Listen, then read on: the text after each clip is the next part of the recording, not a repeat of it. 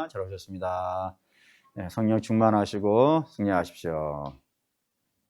혹시 우리 사랑하는 성도 여러분, 혹시 안 되는 일에 도전해 보신 적 있으십니까? 그러니까 하다가 보니까 이게 안 돼가 아니라 처음에 시작할 때부터 이건 안 되는 일이에요. 근데 해야 돼. 그런 일에 도전해 보신 적 있으십니까? 만약에 그런 일에 도전해 보셨다 그러면 그때 마음이 어떨까요? 사람이 뭔가 일을 할 때는 이 일이 잘 진행되어져서 이런 아름다운 열매가 맺혀질 것이라고 하는 기대가 있을 때 힘이 나잖아요. 뭐 이렇게 용기도 나고 또 희망도 있고 좌절하다가도 좀 소망이 생기고 막 그럴 텐데 아예 처음부터 딱 보니까 이건 안 되는 일이야. 그런 안 되는 일에 도전할 때 재미가 있을까요? 또는 신이 날까요? 뭐 의욕이 생기고 그렇지 않겠죠? 안 되는 일을 시작한다 그러면은 뭐 마음부터 무너지고 눈물 나고 이런 생각이 들어갈 수밖에 없는 것이 안 되는 일에 도전하는 겁니다. 근데 오늘 저와 여러분이 읽은 본문 안에 그런 일이 있어요. 오늘 여기 본문 안에는 예레미야가 3가지 예언을 합니다. 근데 이 3가지 예언을 하나하나 읽어가다 보면은 마지막에 절망하는 예레미야를 만나게 돼요. 그리고 그 절망이 어떻게 결과가 되어지는가. 오늘 이게 살피는 것이 저와 여러분이 이 설교를 통하여서 확인해야 될 부분이 된다 이겁니다. 첫 번째가 뭐냐면 16절입니다. 첫 번째 예언이 16절. 15절 읽을게요.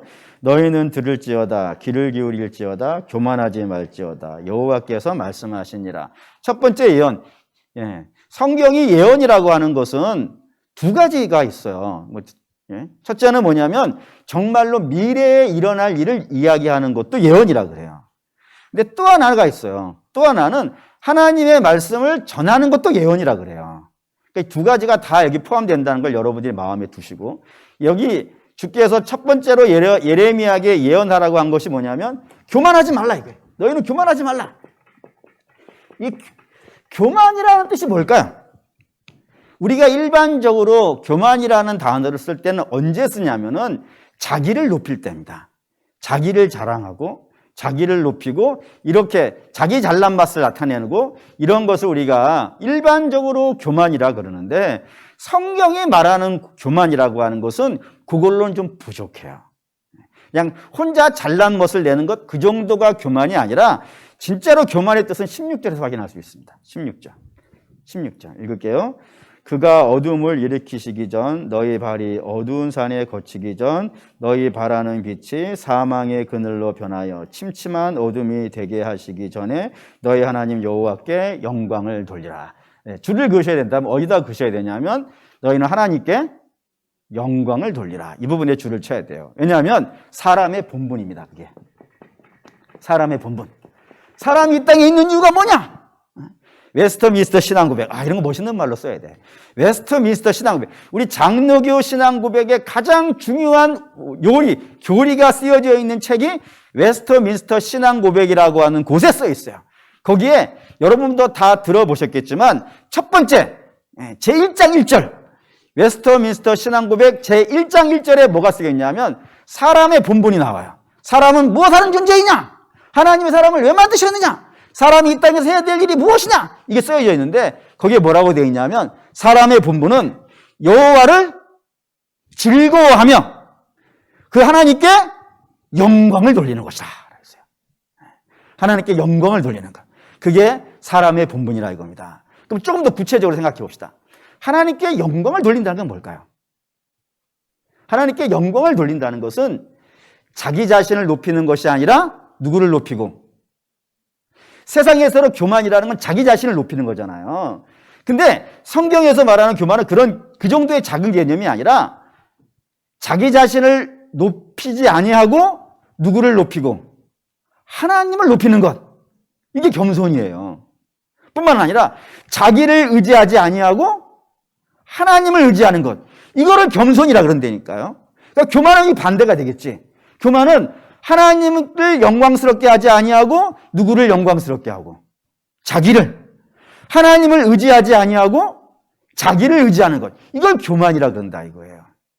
그 교만을 하지 말라라고 한단 말입니다. 왜 이걸 하지 말라 할까요? 하나님이 우리에게 무언가를 하지 말라라고 하실 때는 그것이 우리에게 유익이 되기 때문입니다. 부모님이 자녀에게 너 이거 하지 마라고 했을 때 그거 왜 하지 말라 그러는 거예요?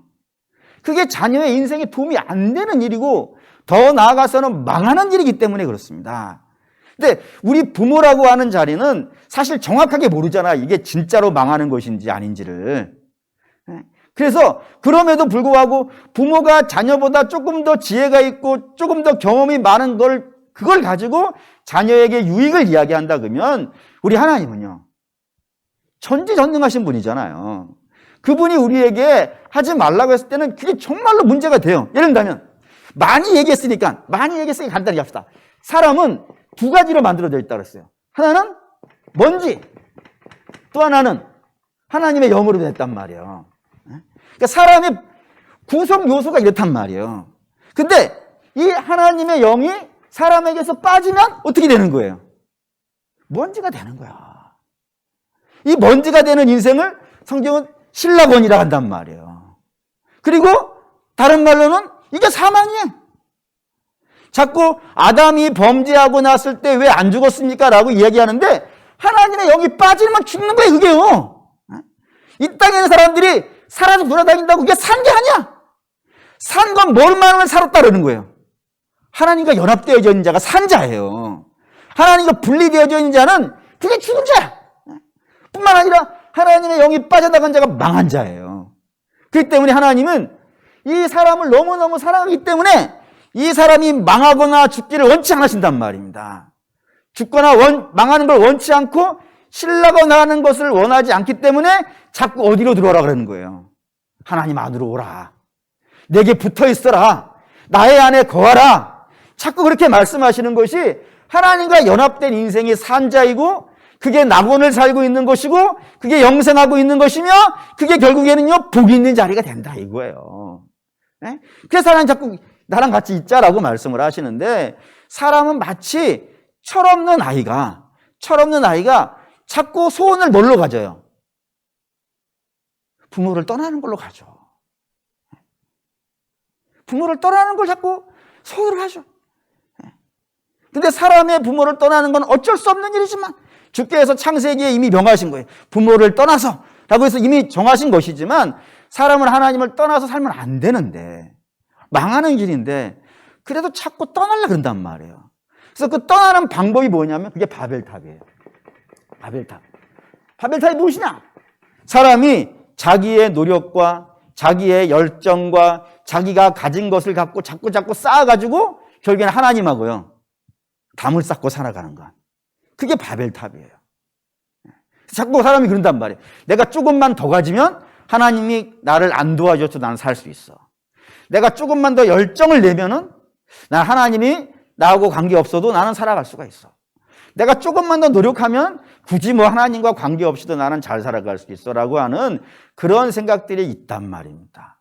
그래서 자꾸 하나님에게서 벗어나려고 하는 이 마음을 성경은 교만이라 그런다 이거예요. 교만이다.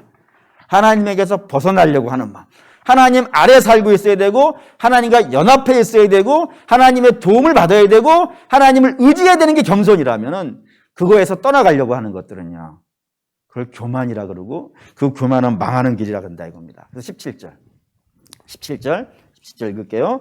너희가 이를 듣지 아니하면 나의 심령이 너희의 교만으로 말미암아 은밀한 곳에서 울 것이며 여호와의 양떼가 사로잡힘으로 말미암아 눈물을 흘려 통곡하리라. 너희가 자꾸 교만하지 말라 이렇게 얘기하는데 너희를 의지하지 말고 하나님을 의지하라 자꾸 이야기하는데 너희가 그 말을 듣지 아니하면 결국에는 너희는 어떻게 될 거라고요? 망할 거라고. 결국에는 포로가 될 거라고. 그리고 너희가 이렇게 망해서 포로로 끌려가고 있는 장면을 내가 본다 그러면 내 마음이 어떻다고요? 찢어지는 것 같이 아프다 이거예요. 눈물 날다 이거예요. 통곡하게 된다. 그러니 제발 내가 여러분들에게 전하는 이 예언의 말씀을 듣고 자기를 의지하지 말고 하나님을 의지하며 자기를 높이지 말고 하나님을 높이는 그런 인생이 되라 라고 이야기를 하고 있다 이거예요. 이게 첫 번째 예언이에요. 두 번째 예언 보시죠. 두 번째 예언. 18절 읽을게요. 18절 읽겠습니다. 너는 왕과 왕후에게 전하기를 스스로 낮추어 앉으라. 관 곧 영광의 면류관이 내려졌다 하라. 이게 이제 이 말씀을 여러분 먼저 이해하셔야 되는데, 여기에 이제 왕과 왕후가 있어요. 이 왕과 왕후를 먼저 좀 이해를 합시다. 왕은 왕인데, 왕후는 우리가 일반적으로 왕후는 누구를 왕후라 그러나요? 왕의 부인을 왕후라 그럽니다. 근데 이게 유대인에게 헷갈려, 히브리어는. 왜냐하면 왕비라고 하는 말과 왕의 어머니를 뜻하는 게 모후죠. 이 모후가 똑같은 단어를 써요.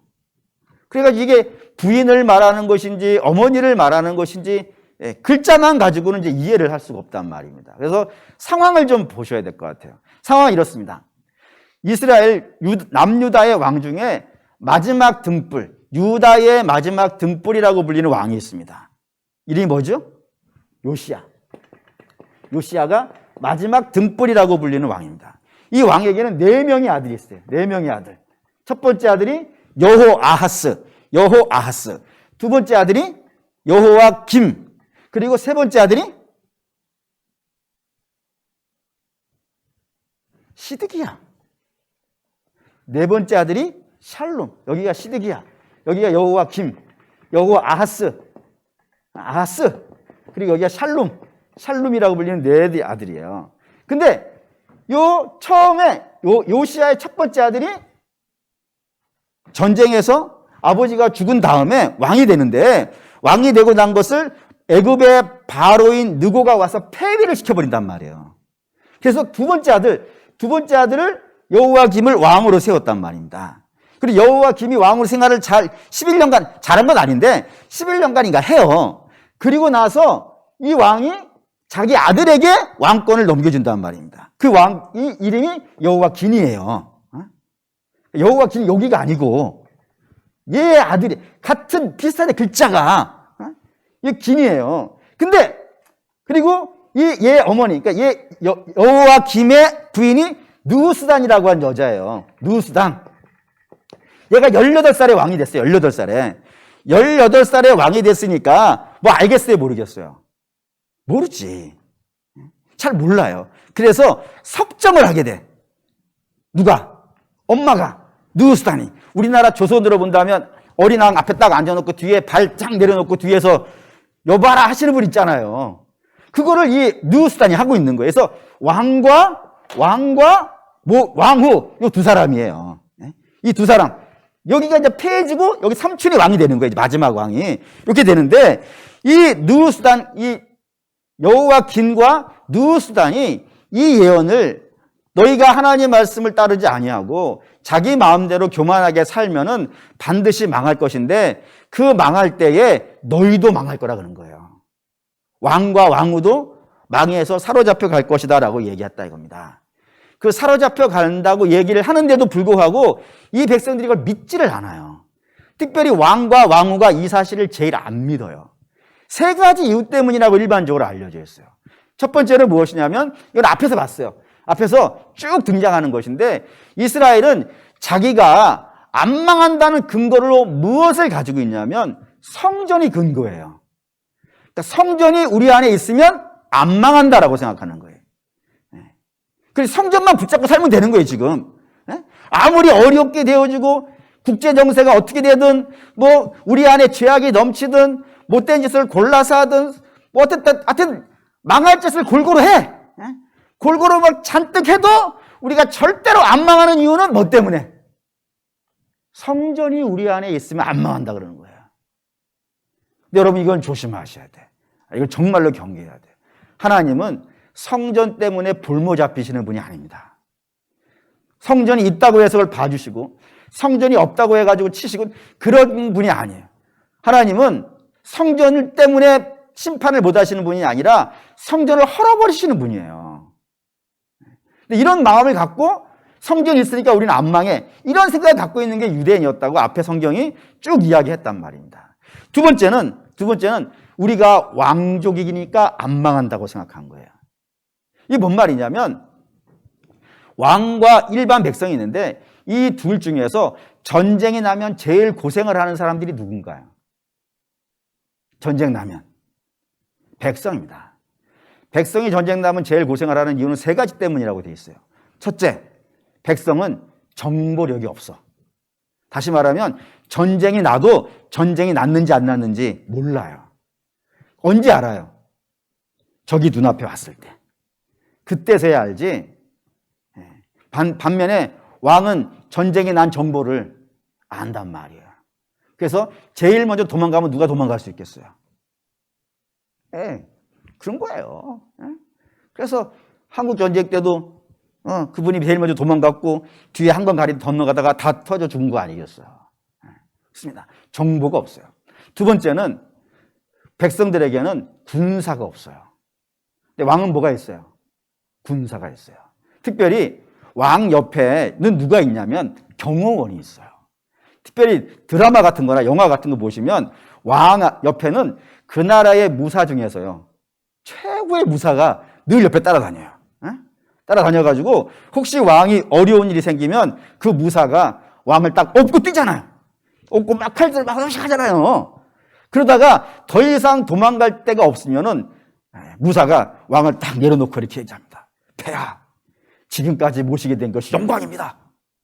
제가 맞짱 떠서 길을 틀 테니까 그 사이에 도망을 치십시오. 그렇게 하는 사람이 있기 때문에 잘 안 잡힌단 말이에요.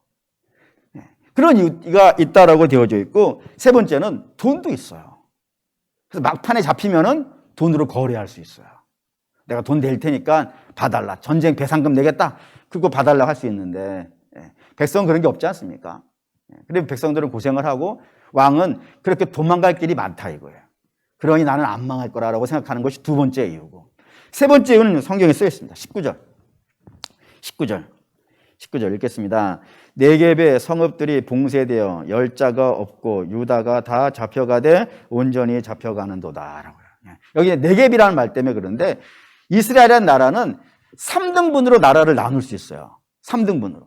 북부지방 하면은 떠오르셔야 되는 것이 갈릴리 호수를 생각하시면 되겠어요. 물이 많은 동네예요. 물이 많은 동네니까 나무들이 어떻겠어요? 뭐 어마어마하게 있어요. 정말 놀랄 만큼 막 빽빽하게 사람이 그 사이를 지나갈 수 없을 만큼, 멀리서 보면 야, 사람이 저기를 지나갈 수 있겠냐 생각할 정도로 나무가 빽빽하게 있는 게 북쪽 지방이에요. 그래서 그쪽 동네는 먹을 것도 풍부하고 뭐 넉넉해요. 그런 지역이 북쪽 지방이고, 중부 지방이 있습니다. 중부 지방, 므낫세 지파나 에브라임 지파가 차지하고 있는 이 중부 지방은 나무는 그렇게 많지는 않아요. 근데 대신 넘치는 게 있는데 거기는 풀이 넘쳐요. 초원이에요. 그러면 초원이면 뭐 하기 좋겠어요? 목축하기가 좋아요. 그래서 좋은 목축지는 다 여기에 있어요. 그래서 성경 여러분 혹시 기억나시는 분 있을지 모르겠지만, 요셉이 자기의 형을 찾아서 길을 가잖아요. 아버지가 야, 형들 어디가 있는지 좀 가서 알아봐라 해가지고 요셉이 형들 찾으러 막 가지 않습니까? 그 간 곳이 어디예요? 세겜 땅이에요. 세겜 땅 옆에 있는 게 도단이에요. 그러니 거기가 다 중부지방이에요. 풀이 많고 그래가지고 양 키우기가 매우 좋은 곳이 이 중부지방이에요. 근데 문제는 남부지방이에요. 남부지방, 예루살렘 밑으로 내려가면은 거기는 다 광야예요. 광야예요. 거기는 돌과 흙밖에 없어요. 사해바다 밑으로 말씀을 생각하시면 될 것 같아요. 그래서 여기는 날씨는 너무 덥고 물은 없고, 사해바다니까 뭐 물이 뭐가 있겠어요. 물도 없고 날씨는 엄청 덥고 길은 다 산길이고 막 그러니까 여기는 쳐들어올 생각을 못해. 힘들어서. 그래가지고 이리로 도망가가지고 살아간 사람이 하나가 있어요. 죽을 수밖에 없는 운명이었었는데 요 남부지방 네겝으로 도망쳐가지고 산 사람을 여러분들이 알고 있습니다. 혹시 누군지 혹시 아실까? 아시는데 그 이름인지 몰라서 그런 것이지. 그게 누구냐면 다윗이에요. 다윗이 아둘람굴이 이 네겝에 있어요. 다 이쪽으로.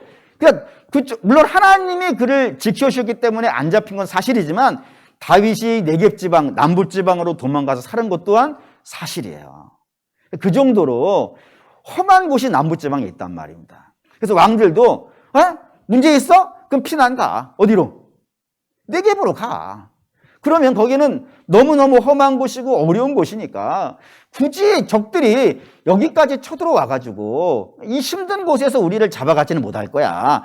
그런 우리의 마지막 도망갈 곳은 거기가 있어 라고 하는 그런 최후의 보루가 거기에 있는 거예요.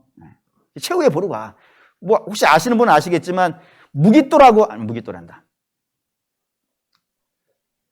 남부지방에 유명한 요새가 하나가 있어요. 최후의 요새라고 이름이 갑자기 생각이 안 나네. 마사다 혹시 들어보셨나요? 마사다 요새. 그게 네겝에 있어요. 그런 식으로 남부지방에 가면 우리가 산다라고 하는 생각이 있는데 주께서 이렇게 말씀하신 걸 보시죠. 19절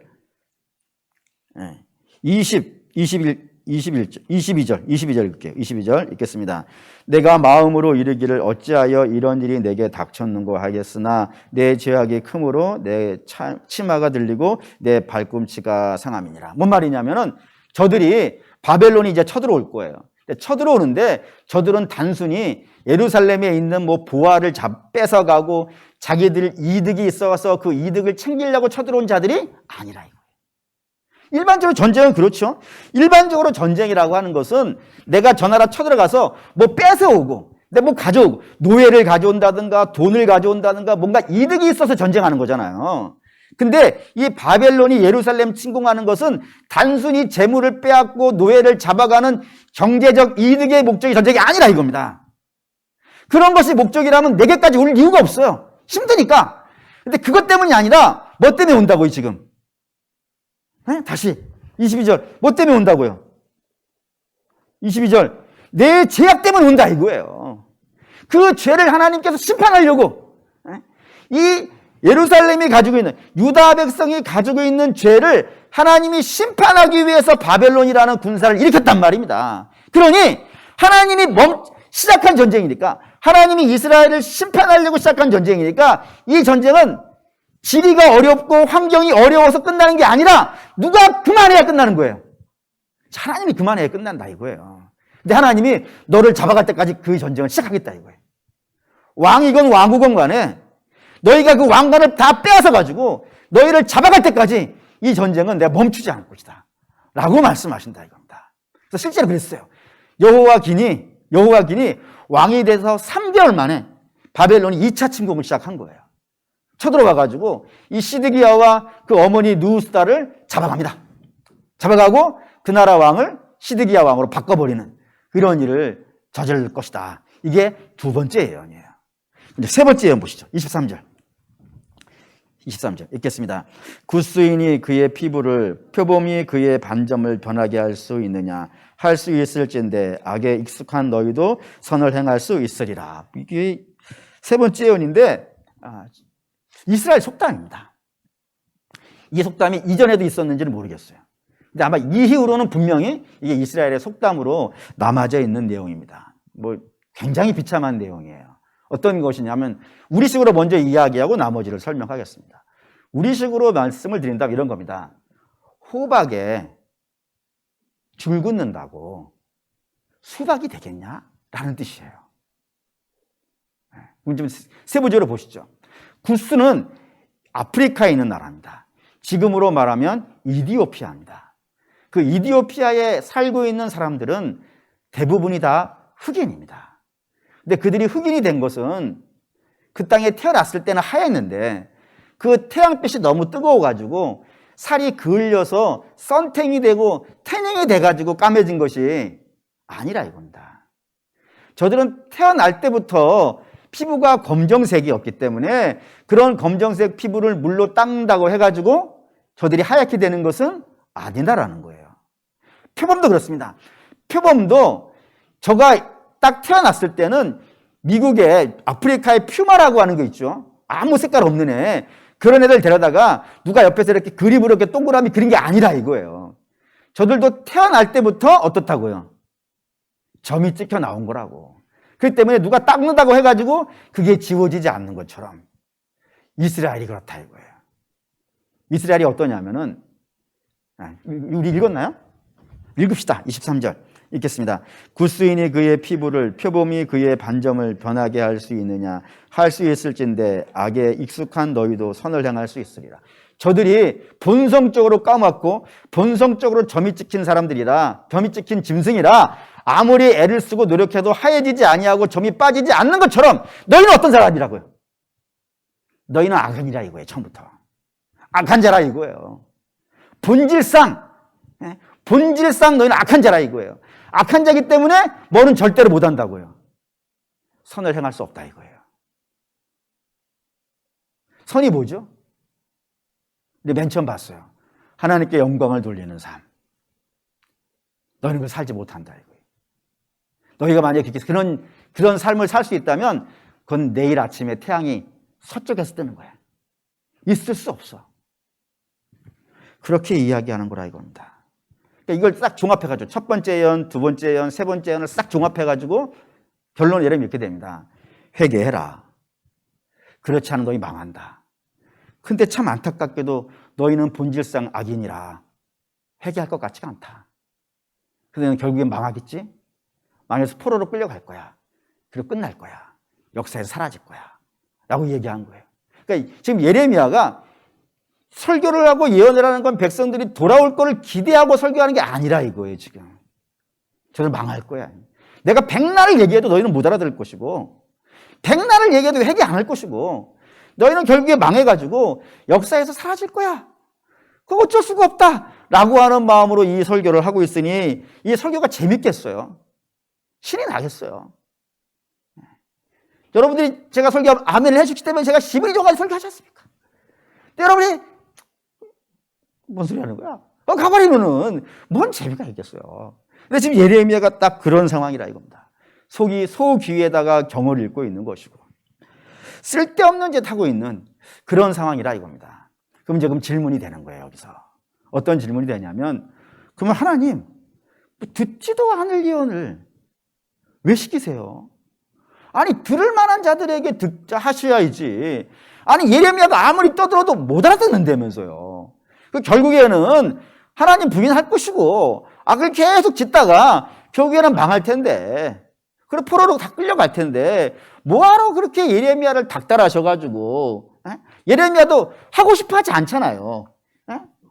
갑자기 몇 장인지 기억이 안 나는데, 자꾸 힘드니까 예레미야가 하나님께 따져요. 하나님 못 하겠어요. 아니, 뭐, 설교를 하면 아멘도 안 해주고 말이지.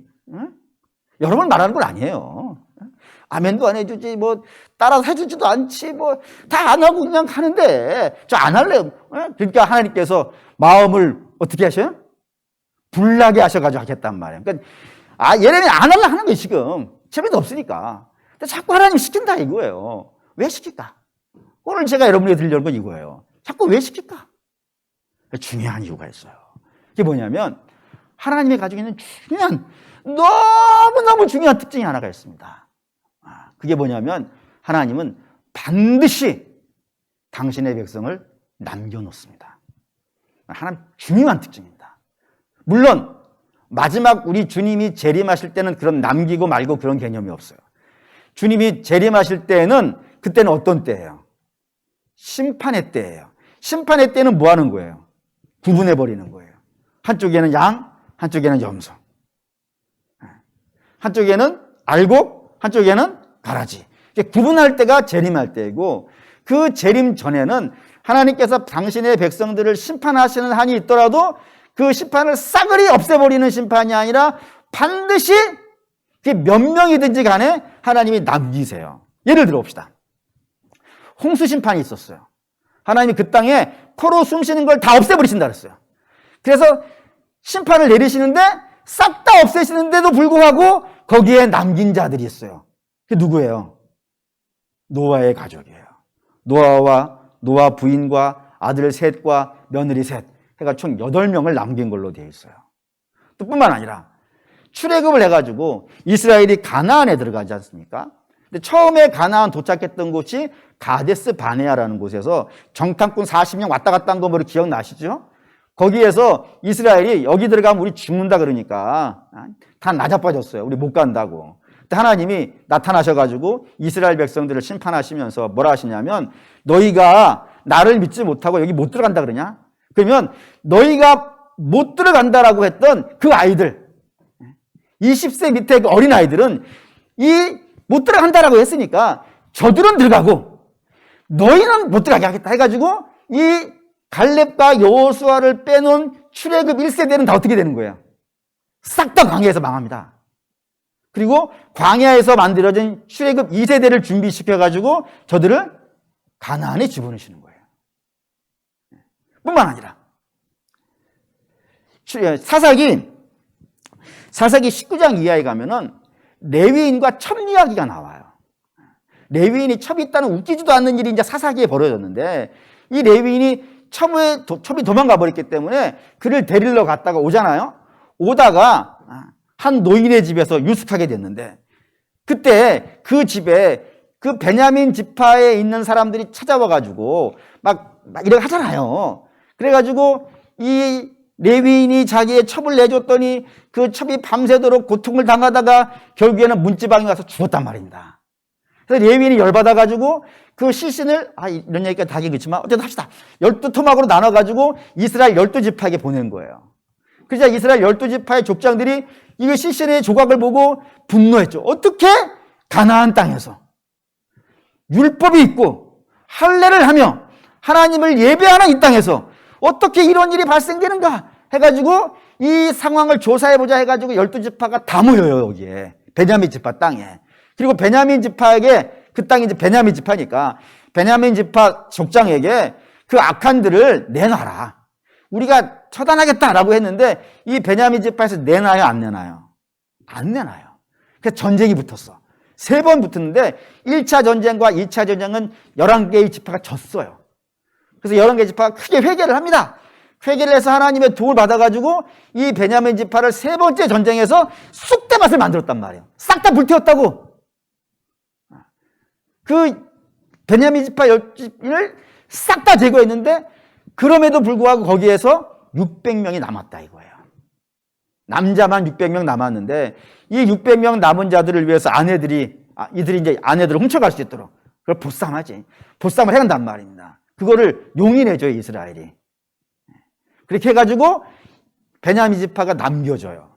그 남겨진 베냐민 지파에서 나온 사람이 사울 왕이에요. 그러니까 사울 왕은 그때 다 죽었으면 없는 사람이야.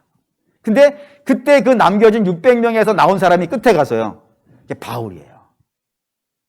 그때 다 죽었으면 바울도 없는 것이지. 뭐 직선적으로 말하면. 그러니까 남기신단 말입니다. 하나님 반드시 당신의 백성을 남기세요. 그래서 이 이스라엘이 망합니다. 망하는데 싹 망하는 것이 아니라 남기는 사람들이 나와요, 성경에. 예를 들어 가장 대표적인 사람이 여호와긴, 여기. 얘가 남겨져요. 18세에 끌려갔는데 끌려가고 삼촌이 왕이 됐단 말이에요. 이 광경을 본 사람들은 뭐라고 했을까요? 참 조카 안 됐네. 불쌍하네. 어린 나이에 왕 됐는데 석 달인가 밖에 왕 노릇 못하고 저렇게 포로로 끌려갔으니 남의 나라에서 얼마나 고생하겠는가. 이런 생각을 하고 삼촌인 시드기야는요. 원래는 이게 포로였었는데 와가지고 왕이 됐단 말이에요. 그러니 땡 잡았네. 포로 생활하다가 햇빛 떴네 라고 생각하지 않겠어요? 근데 우리가 알다시피 이 시드기야는 유다의 마지막 왕이 돼요. 도망가다가 붙잡혀가지고 3차 침공할 때 붙잡혀가지고 자기가 이 세상에서 마지막으로 본 장면, 자기의 눈으로 마지막으로 본 장면이 뭐냐면은 아들들이 죽는 거예요. 그리고 아들이 죽고 나서 그 눈을 빼버린단 말이에요. 그리고 노예로 끌려가서 고생하다가 비참하게 죽은 사람이 시드기야예요. 여호와기는 어떻게 됐을까요? 한번 봅시다. 열왕기하 25장, 맨 마지막 장. 열왕기하 25장 27절에서부터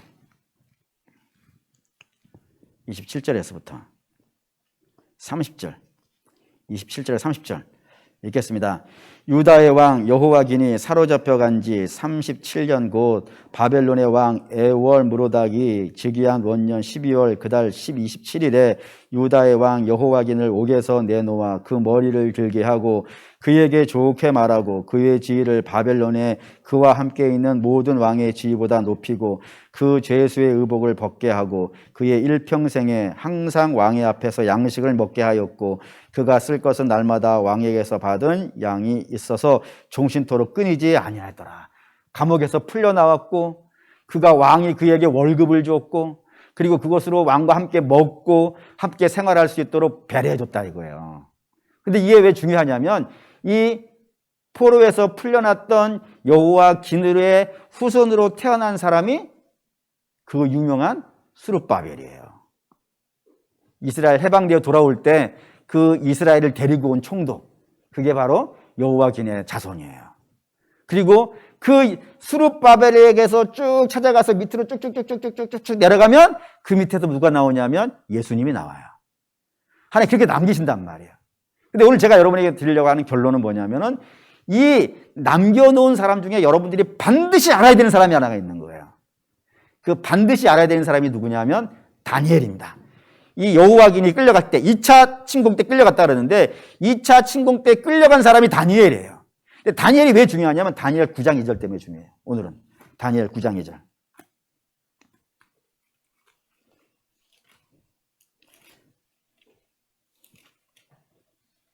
다니엘 9장 2절.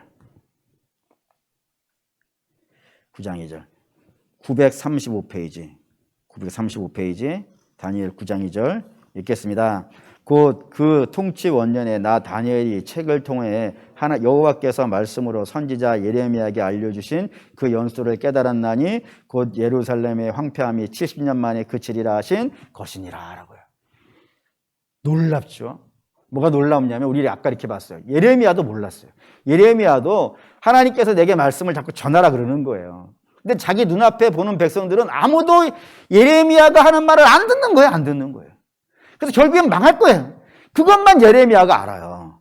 근데 역사는 뭐라고 얘기하냐면 그때 예레미야가 한 설교를 들은 자가 있더라 이거예요. 그걸 읽은 자가 있더라 이거예요. 그게 누구라고요? 다니엘이라고. 다니엘이 바벨론 포로살이를 하면서 그때 예레미야가 한 설교가 쓰여져 있는 책을 날마다 그 책을 묵상하면서 그 시대를 살고 있는 거예요. 그리고 그 시대를 살았던 이 다니엘이 그 바벨론 포로 살고 있는 이스라엘 백성들을 가르친 거예요. 그 가르침을 받았던 백성들이 나중에 스룹바벨과 함께 예루살렘에 돌아와서 재건 이스라엘을 세우는 역사를 만들어내더라는 거예요. 그러니 예레미야는 몰랐지. 예레미야는 내가 떠들고 있는 이 예언이 이 말씀이 전하고 있는 이 말씀을 아무도 안 들을 거라 생각해요. 아무도 안 들을 거라 했는데 하나님은 그 공중에 떠다닌 것 같은 말씀을 어느 젊은 영혼의 가슴에 씌워버렸단 말입니다. 그를 그를 통해 준비시켰고, 그리고 우리 사랑하는 우리 믿음의 교사 여러분, 여러분들이 하고 있는 일이 쓸데없는 일이라 생각하지 마십시오. 내가 백날 얘기해줘도 이 초등학교 1학년, 2학년 유치원 애들이 뭐 중학교 1학년, 2학년 못 알아들을 거라고 그렇게 생각하지 마십시오. 우리가 하는 일은 뭐인 거예요, 그냥? 우리가 하는 건 전하는 것 뿐이야, 그냥. 저가 듣든 안 듣든 전하는 것 뿐이에요. 하지만 분명히 우리 하나님께서는 그 말씀을 어린 영혼들의 심령에 심을 거란 말이에요. 그 소망을 가지셔야 돼. 내 눈앞에 지금 내가 전하는데 못 알아들어. 안 들으려고 해. 맨날 고개 숙이고 있고, 그냥 하나님 저 쳐다보고 있고, 시계 보는 것 같고, 그런 것 같아, 보면. 그래서 막 마음이 절망을 하지, 우리는. 근데 여러분, 놀라운 거예요. 이 예레미야가 눈물을 흘리면서 한 설교를 다니엘이 그걸 읽고 있을 거라는 생각은 누가 해봤을까? 그건 여러분, 우리 교사 선생님들도 마찬가지겠지만 저와 여러분도 다 마찬가지라고 생각하게 됩니다. 우리는 이 시대에는 복음이 안전해질 거라고 생각을 해요. 그래서 우리는 포기를 해. 안전해질 거니까. 내가 전한다고 해서 누가 듣겠는가? 라 생각이 듣겠지만 유명한 우리 속담이 있어요. 우리 속담이 이런 거 있습니다. 밤에 하는 말은 쥐가 듣고 낮에 하는 말은요, 새가 듣는다는 말을 아시죠? 그 말 하면서, 그 말 하는 이유는 뭐겠어요? 말 조심하라고. 어딘가에서 누구는 듣고 있으니까 말 조심하라고 하는 말이겠지만, 그걸 우리가 복음으로 한번 끌고 와 보자 이거예요. 그러면 우리가 하고 있는 말을 누군가는 들을 거예요. 하나님 택한 백성이 들을 거예요. 그리고 여러분, 복음 전도하실 분이 계시다면 미리 낙심하거나 실망하지 마십시오. 내가 전하는데 안 들 거야. 생각하지 마시고, 우리 주님께서 그 말씀을 반드시 그 영혼에 심으셔가지고 마치 가랑비에 옷 젖는 것처럼 젖어가게 하실 거예요. 뿐만 아니라 또 내가 전하는 말이 벽을 타고 공기를 타고 흘러서 전혀 안 들을 거라고 생각했던 그 사람, 그게 들릴 수도 있어요. 우리 교회사에, 우리 조국 교회사에 쓰여져 있는 글이 있어요. 선교사님 한 분이 성경을 주고 죽었대요. 성경을 받으시라고. 그리고 성경을 주고 죽었대요. 근데 성경을 받은 분이 집에 가서 그 성경이 문풍지에 쓰기 좋으니까 문풍지로 발랐대요. 바람 안 들어오더래요. 좋았대요. 근데 그 집에 놀러 온 아이가 있었어요. 그 아이가 그걸 보고 목사가 됐어요. 하나님 말씀이 얼마나 강력한지 아셔야 됩니다. 내가 지금 전하는 것이 내 눈에 아무것도 역사가 없는 것처럼 보인다 하여서 미리 낙심하지 마시고 절망하지 마시고, 저와 여러분이 믿고 있는 하나님은 온 천지를 창조하신 전능하신 하나님이세요. 내가 맺힌 한마디를 어느 영혼의 심장에 꽂으실 것이고 그 영혼을 바꾸실 것이고, 그걸 꼭 내가 봐야 될 필요는 없는 것 아니겠어요. 우리 주님의 때에 아름다운 열매가 결실이 되어져서 말할 수 없이 놀라운 역사를 만들어낼 걸, 그걸 믿자 이거예요. 그래서 여러분, 하박국에 이런 얘기가 이제 나와요. 하박국에 하나님, 이 땅에 악한 일들이 많이 있는데 어떻게 하시면 좋겠습니까? 왜 냅두십니까? 하나님께서 내가 바벨론 보내가지고 다 망하게 할 거야 라고 얘기했어요. 자, 하박국이 하나님, 그렇게 어려우면, 세상이 그렇게 어려우면 신자가 나만 하겠습니까? 신자가 어려우면 그 믿음을 지켜내겠습니까? 라고 했을 때 주께서 하박국에 하신 말씀이 있어요. 유명한 말씀이죠. 아마 아실 거예요. 뭐라 했냐면, 신자는 믿음으로 산다. 환경이 어렵다고 무너지는 건지 않는다. 아무리 어려워도 신자는 그 믿음으로 산다.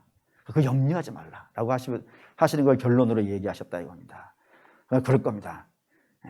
우리가 이 시대 어렵다 하더라도 저와 여러분들은 믿음으로 사는 줄 믿습니다. 환경이 안 좋을 수 있어요. 앞으로 4차 끝났으면 너무 좋겠는데 5차가 될 수도 있고 6차가 될 수도 있을지 모르겠어요. 아무도 몰라요. 근데 그런 것에 환경 때문에 우리 무너지지 않아요. 우리는 믿음으로 사는 사람이니까. 여러분, 믿음으로 복음을 전하시기 바랍니다. 예수를 말하시고, 내 눈앞에 지금 결실이 되지 않는다 해서 낙심하지 마시고 계속 전하시기 바랍니다. 그러면 반드시 우리 하나님께서 내 입에서 나간 그 예수의 이름으로 한 영혼을 바꾸실 겁니다. 그런 역사를 기대하시는 저와 여러분 되시기를 주의 이름으로 축원합니다. 아멘. 결단 이 찬양하시죠. 물이 바다 덮음 같이.